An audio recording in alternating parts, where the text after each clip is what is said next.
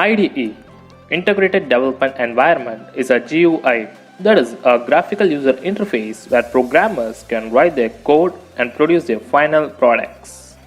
So these are the features which an IDE must have. Number 1 is code editor.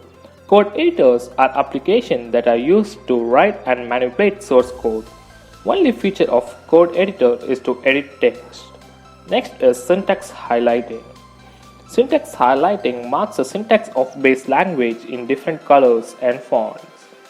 Auto-completion, designed to minimize the time consumption of coders. Debugger, available for debugging the source code. IDE consists of compilers to tools that translate source code from one language to another. Language support. It can either be a specific language or it can support multiple languages. Spider IDE holds the second place. Spider is an open source cross-platform IDE designed mainly for data analysis and scientists.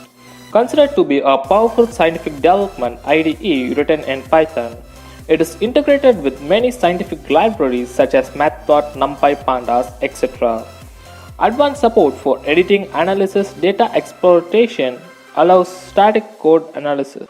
It has advanced support for code editing, analysis and data exploration, and it allows static code analysis where the code need not to be run or debugged for analyzing the code.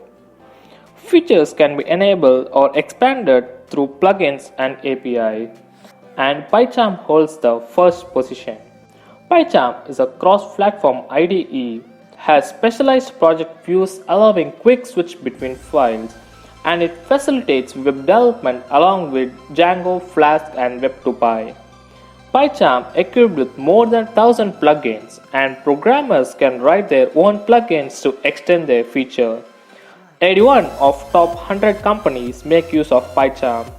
If you guys have any personal favorite IDE, please do let me know in the comment section with a reason to why it's your favorite.